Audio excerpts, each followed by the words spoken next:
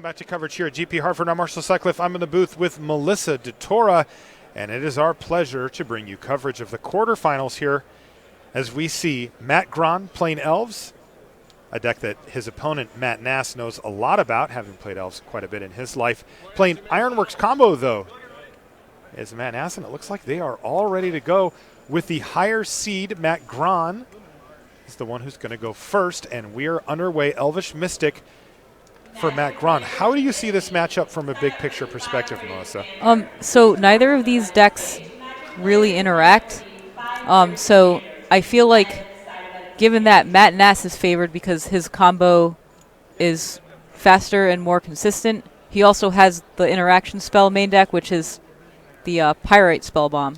So if he can Pyrite Spellbomb an Elvish Archdruid or something on the right turn, then that'll just slow Matt down. Oh, they're both Matt.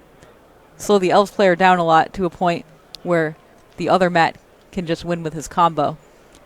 From Matt Grahn's perspective, he has the perfect start here. Like, he has his turn 1 and turn 2 Elves, but what he's trying to do is get that Elvish Archdruid into play, generate a lot of mana, and then win with Azurian Overrun faster than Matt Nass can win. So it'll be interesting to see who can actually come out of the gates faster here. Looks like Matt Nass does have a Pyrite Spellbomb, so that's going to be really important. And he also doesn't care if he uses it early because he's just going to get that thing back anyway. Yeah, the interesting thing as well, you mentioned the relative lack of interaction, but Matt Nass actually does have kind of a hammer that he can bring down in this matchup in 3 engineered explosives in the main deck. And take a look at that. I mean, it would kill 2 creatures right now. Yeah, actually, that's a really good point. Engineered explosives is in his deck, and that is his form of interaction here. And it's actually great against an elf deck that plays tons of 1-drops. Mm-hmm. So that's something that he may be able to find to help buy him enough time to combo off, though. We have actually seen Matt Nass, I think he comboed off on turn 2 earlier. Wow. Yeah. And really? His opponent asked him, how often does this happen? And Matt says, well, I've played 2 GPs with the deck, and this is the first time. So. Oh, wow. Okay. Yeah. I guess if you have a draw of turn, it has to involve Mox Opal for sure. And then, turn 2, you tap your Opal, then play a backup Opal, and then play the KCI, and then maybe you can just go off from there. But wow, that's pretty impressive. All right, well, Ancient Stirrings from Matt gives him a really good shot to find his engineered explosives, or if he's ready to combo off, to find one of his combo pieces. It's on Matt Grahn right now, and he's deciding what he wants to play. He went with a 2-drop that, honestly, can't quite see. There it is, an Elvish Mystic. Yeah, he's just playing a ton of 1-drops here. Boy, if Matt Nass can find that engineered explosives, if he did, or if he had it in his hand already, this could be a devastating turn for him. Oh, yeah, absolutely. I'm not even sure if Matt Grahn can come back from that, given he has 2 cards in his hand. Just kill 4 creatures. And 4 mana creatures. Yeah, 4 important ones. Which means even if he draws his big card draw spell like Lead the Stampede, he won't even have enough time to recast all of the creatures. The other interactive piece that Matt Nass has is that Pyrite Spellbomb, which he actually does have in his hand here, though Matt Grahn looking pretty redundant as far as creatures go on his side. All right, 1 mana, we have a Terrarian. Okay. Mm-hmm. And this maybe is a Mind Stone, a Mirror Retriever. So when that guy dies, he gets to dig up an artifact from his graveyard, put it in his hand. Yep. This is one of the ways he combos off that and Scrap Trawler. Got to be a big benefit, Melissa, for Matt Nass to have a deep understanding of how the Elves deck works, when it can go off, what pieces it needs, that kind of thing. Oh, right, because Matt played decks like this before, so extensively. That probably just gives him an edge. Right. There's Dwynen's Elite, otherwise known as Grizzly Bears, with a friend. I wasn't at Wizards during the time that Magic Origins was in development, but I wouldn't be surprised if it was called Elf with Friend or something. We got to see sad Elf with Friend earlier today, you and I. Yeah, he was actually Elf without Friend. Yeah. So he was, like, really sad. Really sad. But that is a rarity. One card that looks really nice here is Pendlehaven. Yeah, the Dwynen's Elite cannot attack. Right. Matt Nass reminding Matt Gron, hey, you just cast that one, buddy. Maybe Matt Gron heard us earlier about just turn everything sideways, but he just got the two hands to the right. No math. Yeah. So he jumped the gun a little bit there. He did. But Nass was at the ready. And Matt has taken a big hit of damage down to 4, so he is in a position where he has 4 mana. And does he have the Ironworks? He does. He needs to go off this turn. There's Terrarion. All right, so wow, okay. So he sacks Terrarion for 2. Yes. So he's really looking for scrap trawler here. Oh yeah. There it is, Melissa. Yep, there it is. So if he sacks Mirror Retriever, he can get 2 things back. That's right. 1 cheaper than Mirror Retriever. That's the Scrap Trawler trigger. And then Mirror Retriever itself can just get whatever. Oh, boy. 2 Chromatic Stars. Is Matt Nass going to be able to go off this turn? He certainly has to. Chat's calling it. They say GG. It might be GG. Yeah.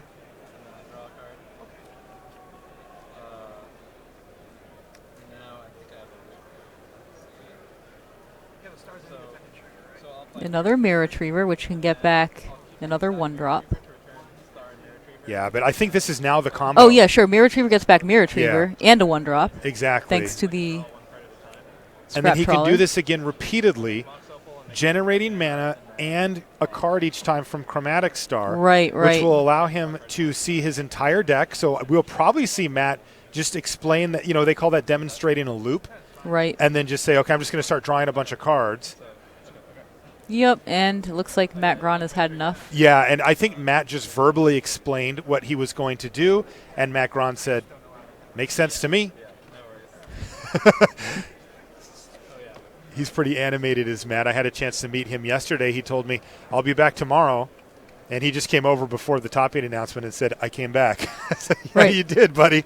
Nice work. Yeah, we actually covered one of his matches yesterday, and he lost. But that was his only time he lost. Indeed.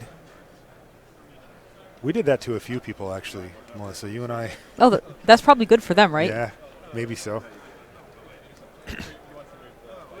So we're going to hit up the sideboards. Let's take a look at what Matt Gron is working with in the board. I see a pair of Abrupt Decay's Duress, a couple of Elvish Champions, a couple of Fracturing Gust. Got my eye on that one. Maelstrom Pulse, 2 Reclamation Sage. Goodness sakes. A pair of Relics, those actually might come in too. Spellskite and 2 Thoughtseize. So what are the key cards here? So as we saw in that game, once the KCI hit the table, the game was over that turn. Which means cards like Reclamation Sage are not very effective. I see. So I would expect Thoughtseize, Duress, and Relic of Progenitus to come in because really, like, the graveyard is how you win. So the Relic of Progenitus is really important. I would be surprised if Fracturing Gust came in. I don't think it matters because I think like you're just winning the turn you play the KCI anyway. Well, what if you don't? Right. What if Matt is missing 1 combo piece and has the KCI that gives him the flexibility and the mana, but can't actually kill him that turn? Then do those cards seem more appealing? Maybe. Like it's pretty tricky. They have the list here, so. The KCI is at risk because of Thoughtseize and Duress, so it might be better in play. But then there's Reclamation Sage and Fracturing Gust, so it's kind of tricky. It's like trying to figure out what is my opponent going to side in. Is he going to side in more hand disruption spells, or is he going to side in the enchantment removal? Artifact removal. And the other thing to consider here, of course, is that now instead of looking down at the sideboard, look up at the deck list. Remember, this is an all-in tribal deck. Like you can't just tear this apart, right? Right. Yeah. You need a high density of elves to even make your deck work, so you can't really side in all these cards that I mentioned. Like you can probably side in 4, like maybe Shaving 5. Like you'd probably cut the Lead the Stampedes because if you're siding out more creatures, then you're going to have less creatures to hit off of Lead the Stampede. That makes sense. It's also a bit of a slow card. Right. Shaman of the Pack is I mean, you can't really side that out either. Like, that's one of your win conditions. Right. I don't think you can side out win conditions. So maybe you're siding out some Dwynen's Elite because they're the least impactful card here. Like, the mana creatures are super important. Elvish Visionary helps you draw into stuff. Nettle Sentinel and Heritage Druid are part of your mana combo. So, yeah, I guess Dwynen's Elite would be the least impactful card. What about for Matt Nass and his Ironworks combo deck? I see a pair of defense grids, some galvanic blasts, a couple of gear per ether grids, Guttural Response Nature's Claims, and 2 worm coils. All right, so Gear per Ether Grid gives Matt a chance to win if his graveyard is gone, and it also pings down elves. So maybe that. Okay. But then again, if Reclamation Sage is coming in, it's not so good. So it's just a question of what is my opponent doing. Galvanic Blast is a pretty good interactive spell that comes in as well. Whoa, looks like they're underway here already. And it looks like Grizzly Bear with Friend remained in the deck, so... And brought Friend. It did bring a friend, and also I was incorrect about what card that Matt Gron wanted to side out. Well, you were correct about one of the cards he wanted to side in, because there's that Relicus Progenitus. Oh, yeah. Predicted. Yeah, this is the most important card here. So Matt already facing down pretty significant board here. Matt Gron has compiled 4 power and a disruptive element, and this could, wow, this is a nice turn here for Matt Nass as well, though. Yeah, this is nice. This is a great start for Matt Nass. Yeah, he's already got 5 permanents on the battlefield. That Ichor Wellspring's going to draw him a card. He passes the turn back to Matt Gron. I see a Reclamation Sage in the hand. Matt Gron must have just said, look, you're playing a bunch of artifacts. I'm going to bring in the stuff that I have that kills artifacts, because I liked your point a lot, Melissa, about the fact that being sorcery speed and a little too reactionary might make it too slow. Right. But Matt Gron just said, I want to hit all of it. And he's going to get some value here. He's going to kill a Mind Stone. Yeah, and he's going to exile with the Relic of Progenitus, but think about what if he didn't draw the Relic of Progenitus, then he killed a Mind Stone. Does Matt Nass care? Not really. That's a good point. Drawing sideboard cards is important.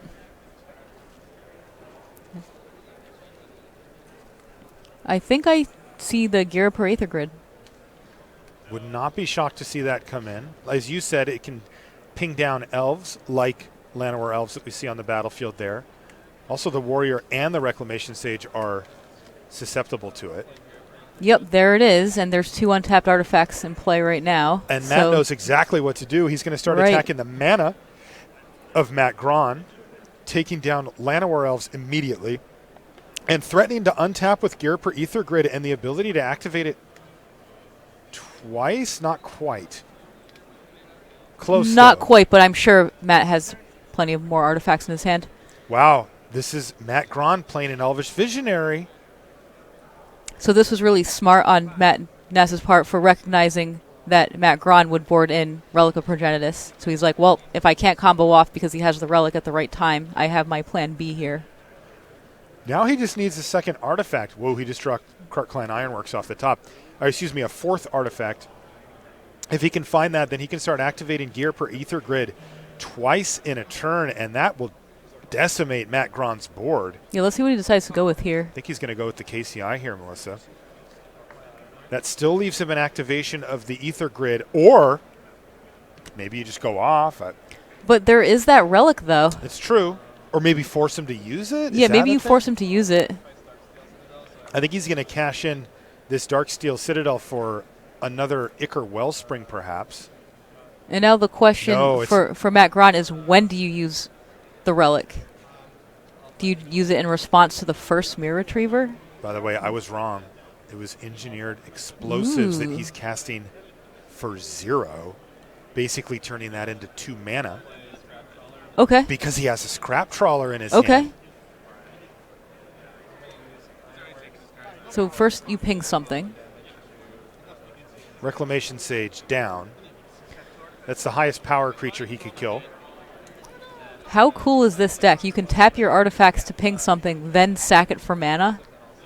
That's just all the value. Right, and he can recur this Engineered Explosives, too. He's going to target it with the Scrap Trawler trigger, and this is really going to force Matt Gron into a decision on whether he wants to break this up right now or let him have it. He said, okay. Trigger, draw a card, another KCI. Yep, now you have another ping out of your Gear per Ether Grid. That's right. So that can take down the Elvish Visionary, or in this case, the Warrior. And now Matt Nass is going to once again sacrifice the Engineered Explosives. He's got 3 mana floating, and there's another artifact in Ichor Wellspring. So many eggs. Trigger. Draw a card. Another Engineered Explosives. Sack Sacrifice mana, this. yep. Back up to 3. Matt Ground is just staring at this. Yeah. Now he's Matt gonna Gron use has it? to do something. Yeah. If you do it now, you should have just done it before. Yeah, I think that he might have recognized that and said, okay.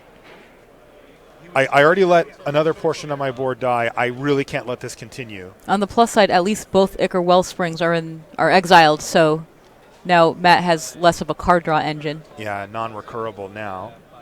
Mox Opal's going to get sacrificed, but the way is clear as far as Matt Nass is concerned.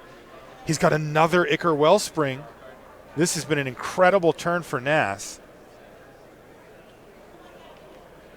Looks like his hand is another KCI and the Engineer Explosives that he returned. Yeah, and then a pair of lands. Yeah, he can play for 0, ping one more thing, and then draw one more card. He's going to go ahead and play the explosives for 0. Take down. Oh. So ping that for 1. Yeah. Thinking ahead is Matt Nass. Yep. Return the Mox Opal. Very sweet. Wow. This is getting very cool. How cool is this deck? Seriously. Play a Mox Opal again. Tap it for mana. Get some mana. Green. Get some mana.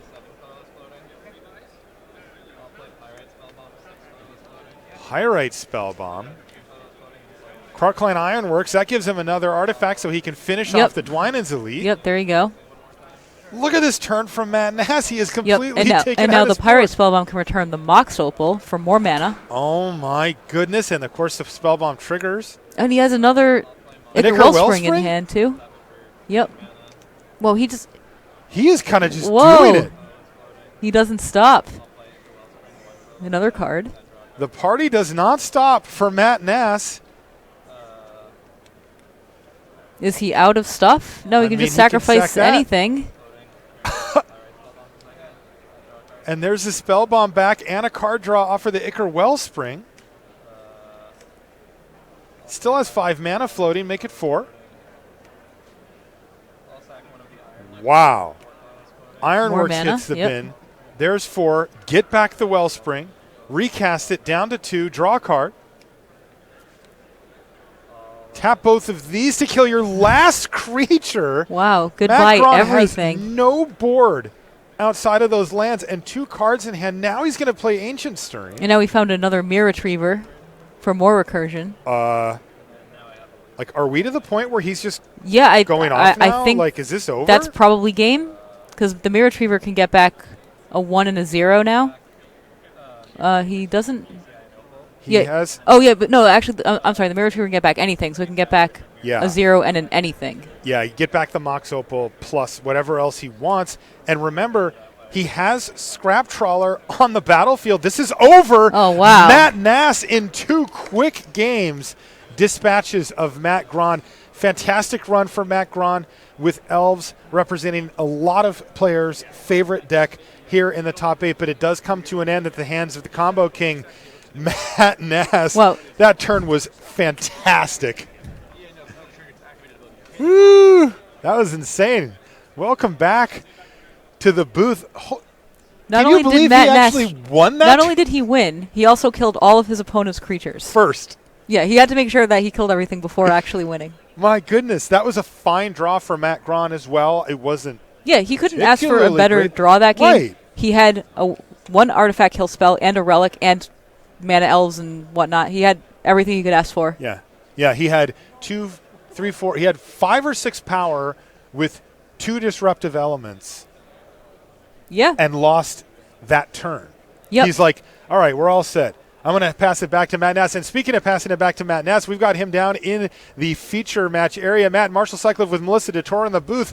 Whoa, buddy, putting on a show for us down there. Yeah, why not? So that turn started off innocently enough, that last game where we're like, oh, he might be able to take out a couple of creatures on the other side. And it gradually built into this monster of a turn that led to you actually just winning the game. Yeah, I actually felt like I had a pretty good chance to combo and was mostly killing his things in case something in case I got unlucky and drew a bunch of lands. And style points, of course. Yeah, of course, style points. But, honestly, like, his draw looked pretty fine. He had the relic. He even killed one of your artifacts with the reclamation stage, and he had, 6 power on the battlefield. You didn't care about any of it. You just calmly worked your way right on through. Yeah, I think he needs like a really fast like Azuri combo kill to have a chance, and I have so much removal and explosives. I think the matchup is really heavily in my favor. Yeah, now you've played elves quite a bit yourself, right? So did that give you an advantage when navigating through the turns, especially in game 1? Yeah, I definitely felt like I knew what was going on in his deck more than he knew what was going on in my deck. Yeah, you're playing the rogue combo deck, if you will, where his is a little bit more known. Now, this top 8 for you, back-to-back? Not quite. I played in the Legacy GP in Seattle, but it is back-to-back with KCI and back-to-back in Modern. So is this deck the real deal? Are we? Yeah, I think so. You put it on the map, my friend. It is looking pretty good. Yeah, it's definitely a real deck. Humans is like a little bit awkward, but I think the new list with extra explosives and Galvanic Blast has a lot more game against humans. So I don't know that there's really anything I'm too scared to play against. Fearless Matt Nass down in the feature match area, headed to the semifinals. Nice work, Matt. Good luck in the next round. Thank you. All right, so it looks like we've got Frank Scarron and Gene Friedman queued up here, Melissa, with Burn versus Affinity. Somehow they're still in game number 2, even though we've already finished our other match. And what do we have here? Goblin Guide for Gene Friedman and a much bigger board here for Scarron with a pair of Ravagers and also an Inkmoth Nexus getting in the red zone. Right. So this matchup, I would expect it would favor Affinity because they have lifelink in the form of Vault Scourge, and that's usually if you only need to gain 5 to 6 life against burn to be able to just make them not have enough burn to kill you. You're usually racing at a decent pace, but the lifelink helps out so much here. Mm-hmm. Scarron at 11, but he is still facing down Gene with cards in hand. And I think we're seeing Gene say, okay, no blocks. Oh, he had an attack with an Inkmoth here, right? Uh-huh. So he's going to activate his other Inkmoth, and we might be seeing some Arcbound Ravager shenanigans afoot. Yeah, it looks like it. It's a little risky to do that with the opponent's 2 untapped mana. He could just have 2 removal spells in response to moving the modular counters over. Mm-hmm. And it's a pretty all-in play from Frank's perspective, right? I mean, it really is. Yeah. Yeah, he must have the read in some way.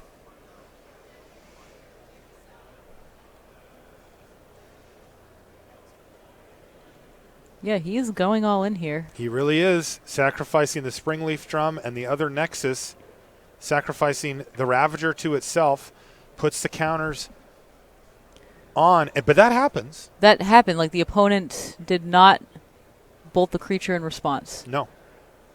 Helix your face is what I'm assuming is happening here.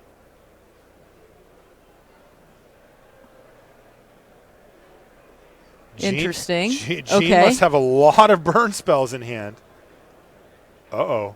Does Frank actually have a way to interact here? Is it a Spell Pierce or something? Oh, it is. Okay, this makes a lot more sense of why he would go for it this turn because of the Spell Pierce. He knew he was he could was protect safe. that. Okay, Spell Pierce the Helix. Well, that happens. Now what's going Gene on? Doesn't have any mana. So maybe there's a life total discrepancy? Oh, I see. You're right. Because I was wondering why you picked up the Lightning Bolt, but I think you're right, Melissa. By the way, Gene has 6 Infect right now as well. Okay, so... All right, now I understand. Now that we know that Gene already has Infect, this is actually Frank going for the kill here. And maybe Gene is making sure that the life totals are correct. I think he might have 6 now. Oh, after taking the 4. Yeah, because okay. I believe we're on end step, and he said, okay, I'm going to Helix you. Oh, gotcha, okay. I think that's where we're at. So this was Frank setting up a 2-turn kill, right? Right. You had 2, probably incidental from, getting hit a couple of times with Inkmoth Nexus, and then now he's like, put you to 6, next turn, activate this thing, kill you. Yep, that's what it looks like, but there is some kind of discrepancy here You're right. in the life totals. Yeah, I think that they're making sure that the life totals are correct. Specifically, Frank Scarron's life total is the one that they would be talking about at this point. Yeah, absolutely. As Gene Friedman's actual life total has become a lot less relevant with this move from Scarron.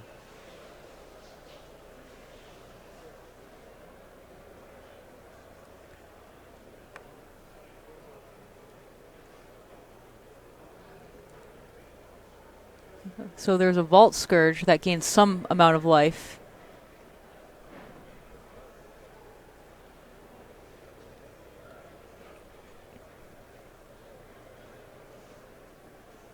And this is why we keep track of life on paper and not dice.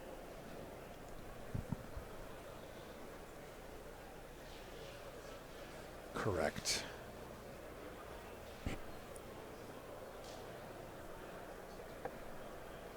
Both players holding their pens, trying to figure out what the life totals are.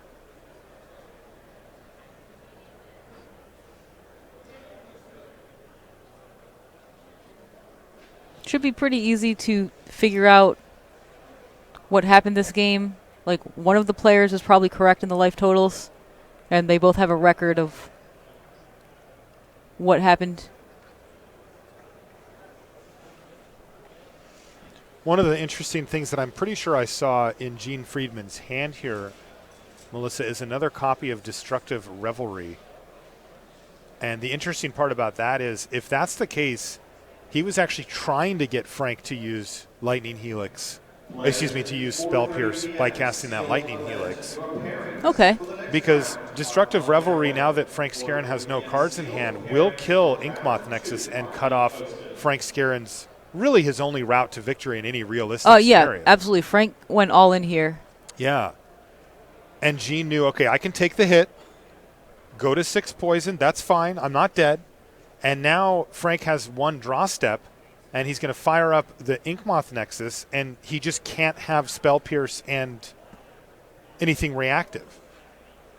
He needs to use his mana to do the Nexus. If he draws a land, well, then he didn't draw a reactive spell. If he draws a reactive spell, he won't have the mana to cast it.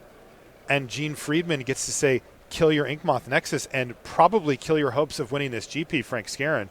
So this looks like a pretty good play if I saw that correctly from Friedman. Finds a mountain. See if we can't get a look at his hand. Goblin Guide. I see a Lava Spike. Definitely see a Lava Spike. So the top card of the deck is a Spell Pierce? It's an Ornithopter. Wait, oh, okay. I was looking at the graveyard then. Yeah, he has it kind of up above. Normally people have it reversed. Oh, got it. Yep. Yeah, or at least I do it the way that you see it too. And Scarron says, well, I'm all in. I'm just going to block. All right, Lava Spike down to 5. And this is a moment of truth. He says go, and Frank has no other option here other than to fire that thing up and see if he wins. It's not getting any better than this. And this is it. Does he have the Destructive Revelry?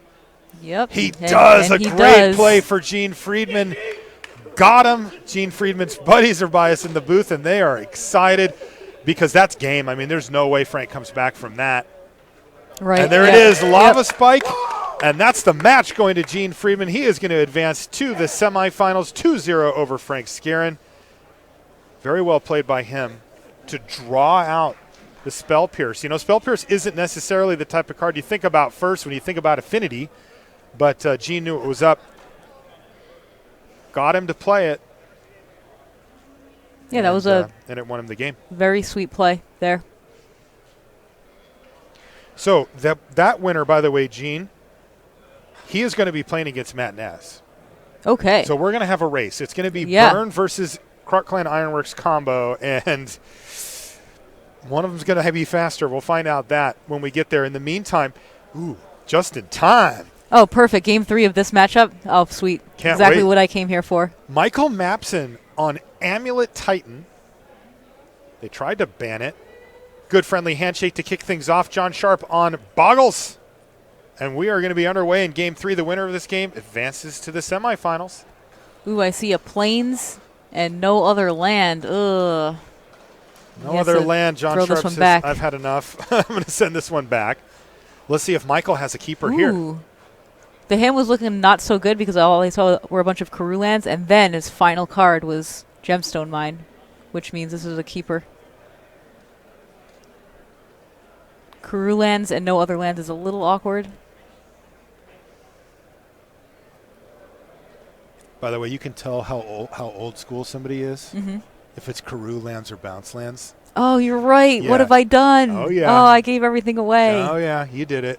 No. Yeah. See, I mean, like, I called the really new players don't even know what either of them are. So Yeah, maybe you're right. Oh, wow, you're right. I didn't even think of it because when these lands came out in Ravnica, they were Karoo lands because the card Karoo was a Visions card, and it was also a double land, and you had to return a Plains to your hand, and there was a cycle of those in Visions. So just like, oh, these are just this is like Karoo. Let's call them Karoo lands. You know? Yeah. What have I done?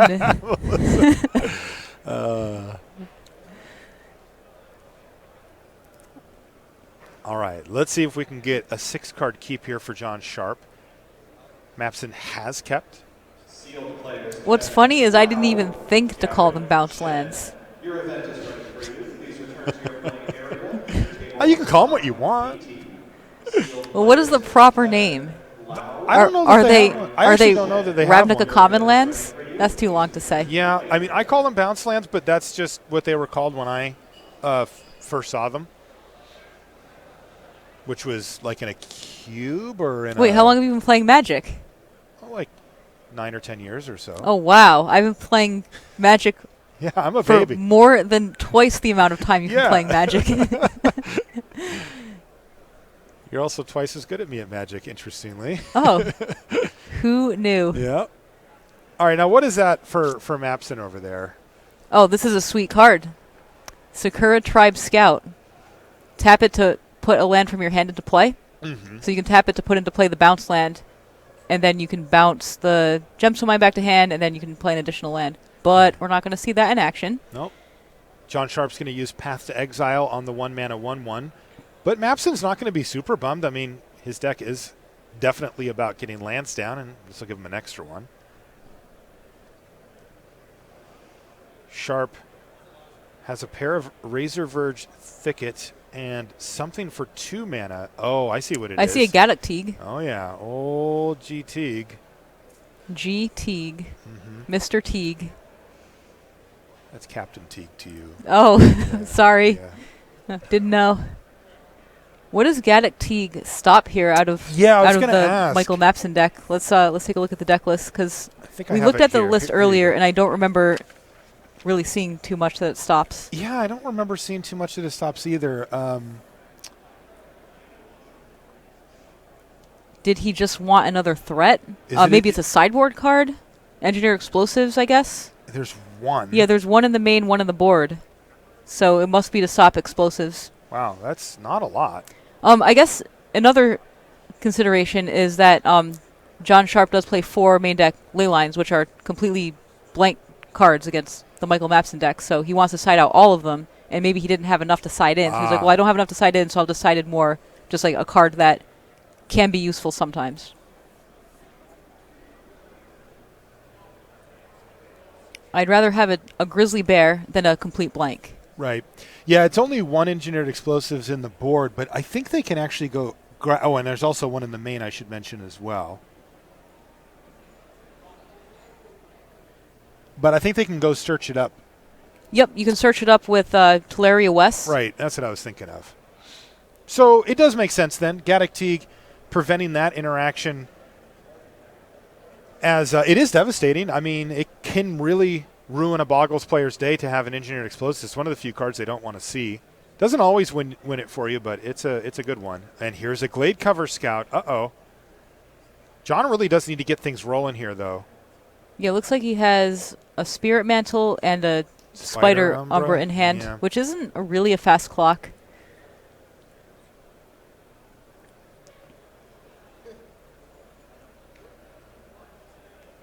You can only play one of them.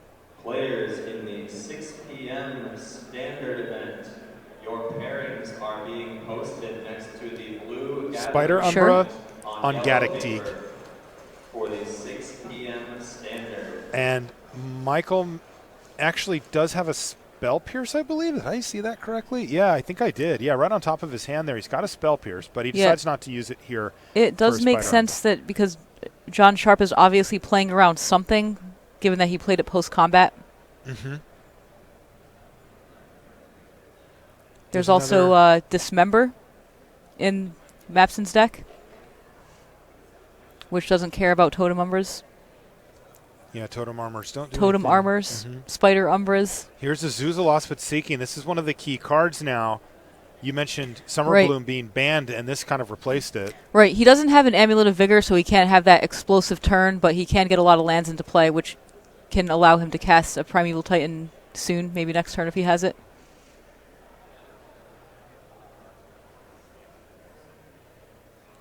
Ancient Stirrings. Looking for a Summoner's Pact here. But instead he found Titan, Titan. Oh wait, hold on, sorry, not Summoner's Pact. I misspoke. He found an Amulet of Vigor.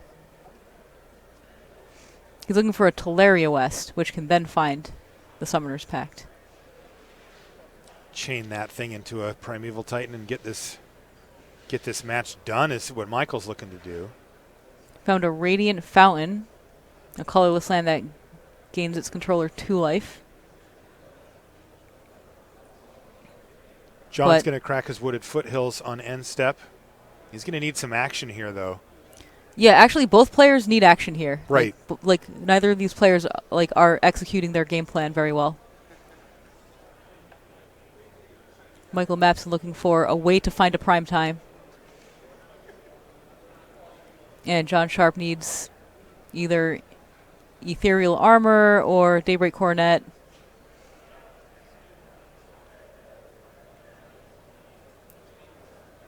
One card John Sharp has to play around is Dismember. Would be a complete blowout if he drew the Daybreak Coronet. That would be ugly.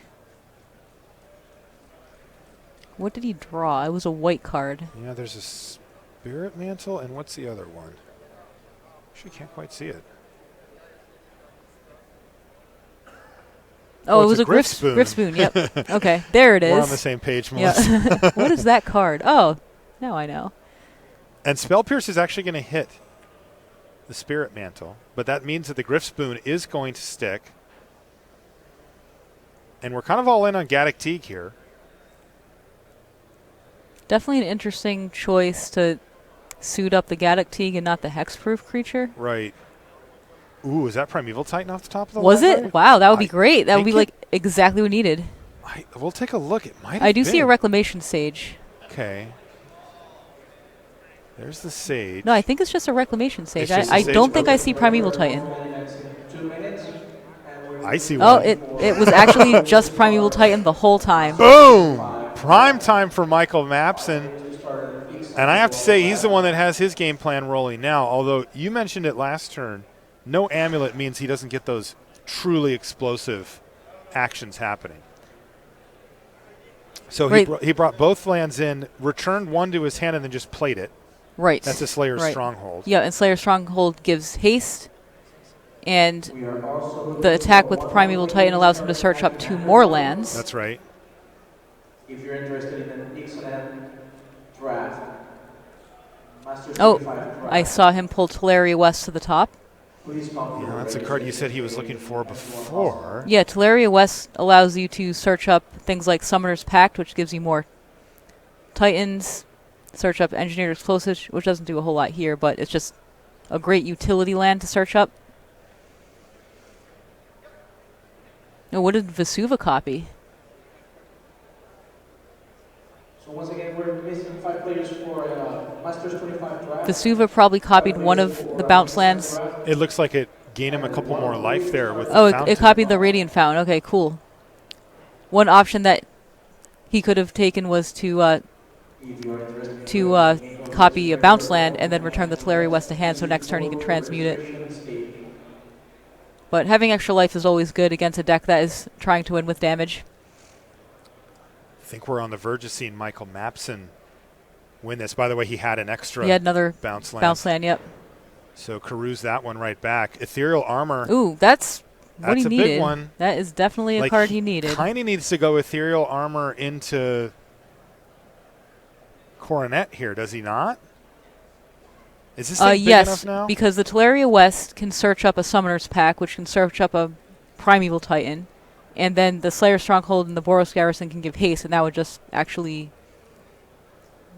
be game. So right now, But it's just blocking. It's on blocking it's duty on now. blocking duty because it is big enough, right? 2, Ooh, 3, you drew a 4, Pact of 5, Negation. 6, 7. So he's got a 7-powered first striker, so he can hold back that Titan. Yeah. Another option that he now has, now that there's a giant first striking blocker, is the Sunhome thing. Yeah. That grants double strike, so whatever he blocks, he can just give the other one double strike and just win that way. Yeah, Sunhome Fortress of the Legion could get the job Oh, done. that's, Oh, boy. that's quite the card. That's a really Reclamation important Sage card for your here that ethereal we armor. did see him draw last turn. That's right. It does not feel like there's a great way for Sharp to get out of this at this point, especially given that Pact of Negation that you mentioned a minute ago, Melissa. That's just an insurance policy as well for somebody who's already ahead on board. He can cast it, right? The prime time? No, the Pact. It's 0, right? Like, oh yeah, for sure. It is Yeah. definitely 0, and he can very easily pay the upkeep trigger. Yeah, I'm feeling like this is going to be very, very difficult for John Sharp to get out of. Yeah, I don't think John Sharp has anything in hand, right? He's on empty. Yeah, so GG. I don't think he can come back from this. I don't think so either. I think we're going to see Michael Mapson find himself into the semifinals. Wow, Amulet. Get a Colony Garden, make a token. So now it's 6 p.m. and it's time to start with the turbo routes. Right now our semifinals has Matt Nass and Gene Friedman. They're going to be facing off Burn versus Crunchline Ironworks combo. And on the other side, it looks like it's going to be Mapson with Amulet. And then the winner of Kellen Pastor versus Max McVitie. That's Hollow One versus Boggles. I did pick Hollow One to win it all, so. Well, I got bad news for you. No! Max McVitie, no! Yeah, he's done. It is Boggles in the hands of Kellen Pastor, who awaits the winner of this game.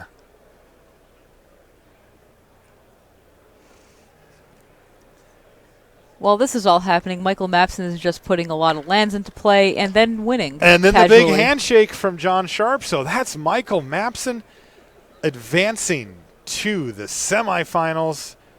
Once again, great run for both of them. But Michael Mapson's the one who is ahead. Now, I'm going to rewind you a little bit here, Melissa. Welcome back to the booth, by the way. Card of the match. Okay. Now, the match being the one we watched originally. Right, the KCI match. Yeah, where the card I'm picking is KCI. Oh. Park Clan Ironworks. Strong choice. I will give an honorable mention to Garriper Ether Grid. Okay. Because it was just really smart for Matt to bring that card in, knowing all the hate that the Elves player would bring in. So just having a plan B is really good. But Park Clan Ironworks very handily was the card that won the game. Very powerful card. Makes 1 million mana, and you can do anything with 1 million mana. Yeah, and in this case, including win the game. Chip away at your opponent for 2 damage a turn, which is what Matt Nass ultimately does to win the game. Though usually what happens with a combo deck like that is that his opponent will say, tell me what you're going to do, demonstrate it for me. I'll look at my hand and see if there's anything I can do, and if I can't, I'll go ahead and concede to you. And that's what happened there. So we've got our top 4 here in Hartford. We have Kellen Pastor on the top half of the bracket with Boggles. He's going to be facing down Michael Mapson, who we just saw win with Amulet. On the bottom half of the bracket, it is Burn in the hands of Gene Friedman, and he is facing down Matt Nass with Clark Clan Ironworks combo. And that is what we're looking at here for the semis. This has been a fun top 8 already, and we've got still more to bring you. But first, these messages we'll see in just a bit.